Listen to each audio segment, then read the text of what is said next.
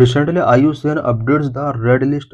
It also given warning of a global species decline. Arctic seal and birds are coming under increasing threat, mainly due to climate change and human activity, according to an updated list of endangered species released by IUCN.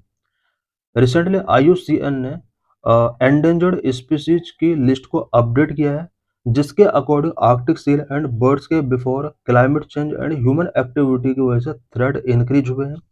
International Union for Conservation of Nature IUCN is a world top conservation body. IUCN world में top conservation body है।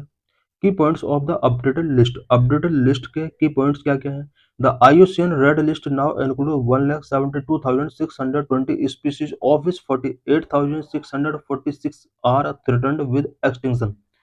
IUCN red list के अंदर अब 1,72,620 species include हो चुके हैं, जिसमें से 48,646 स्पीसीज एक्सटिंक्ट हो चुकी हैं। स्टडी अबाउट सील से रिलेटेड IUCN की रिसेंट स्टडी क्या रही है? Seals were at risk mostly due to global warming and human activities include marine traffic. Global warming is destroying the natural habitat of seals that live in the cold part of the world. Seals पर global warming का सबसे ज़्यादा impact पड़ रहा है। साथ ही human activities ने भी सील को काफ़ी एफर्ट किया है, such as marine traffic.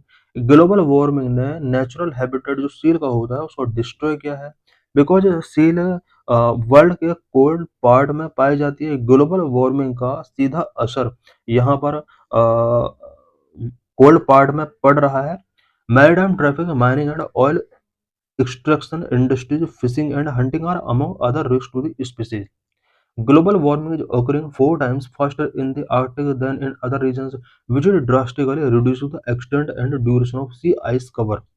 Global warming Arctic region में ग्लोबल वार्मिंग का जो इम्पैक्ट है वो अदर रीजन के कंपेयर में 4 टाइम फास्टर पड़ रहा है, और इसकी वजह से सी आइस कवर का जो ड्यूरेशन है, एक्सटेंट है, वो रिड्यूस हो रहा है।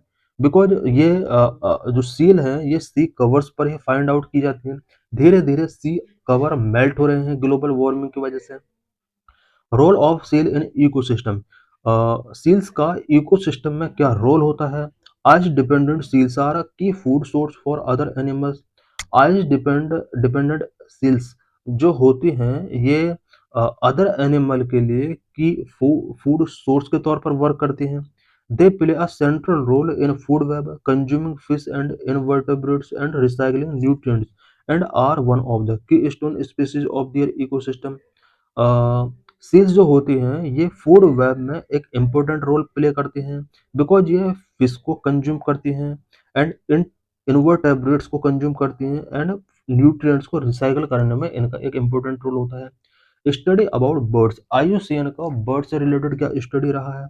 Overall 61% of birds species have declining population and estimated that has increased from 44% in 2016, the IUCN said। IUCN के अकॉर्डिंग 41% बर्ड स्पीसीज का जो पॉपुलेशन है वो डिक्लाइन हो रहा है। Habitat loss driven by logging and agriculture expansion is a threat to birds. Agriculture expansion जिस तरह से इंक्रीज हो रहा है इसने बर्ड्स के बिफोर थ्रेट क्रिएट किया है।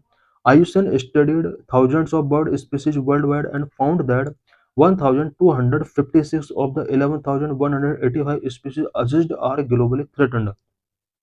IUCN ने फाउंड किया कि पूरे वर्ल्ड के अंदर बर्ड्स की अबाउट 11,185 स्पीसीज हैं। इनमें से 1,256 स्पीसीज ऐसी हैं जो ग्लोबली थ्रेटन्ड हो चुकी हैं। The report also mentioned a positive development. The green turtle is no longer endangered. Its population covered by 28% since the 1970। एक पॉजिटिव डेवलपमेंट IUCN का ये रहा है कि ग्रीन टर्टल का जो स्टेटस है अब वो एंडेंजर में नहीं है, बिकॉज 1970s के कंपेयर में इसका जो पॉपुलेशन रिकवरी है वो 28% तक इंक्रीज हुआ है। The IUCN Red List categories. The IUCN Red List has 9 categories for assessing the conservation status of species. Species के conservation status को assess करने के लिए IUCN Red List को यहाँ पर 9 कैटेगरीज में डिवाइड किया गया।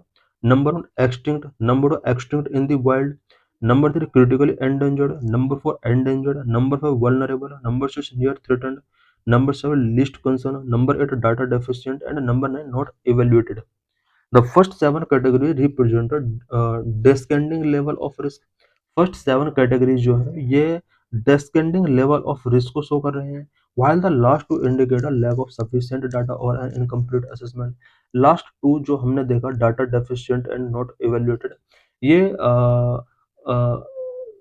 सफिशिएंट डाटा के लैक को इंडिकेट करते हैं, साथ ही कंप्लीट असेसमेंट इनका नहीं हो सका है, इस वजह से यहाँ पर इन्हें नंबर 8 और 9 पॉइंट के अंदर रखा गया है।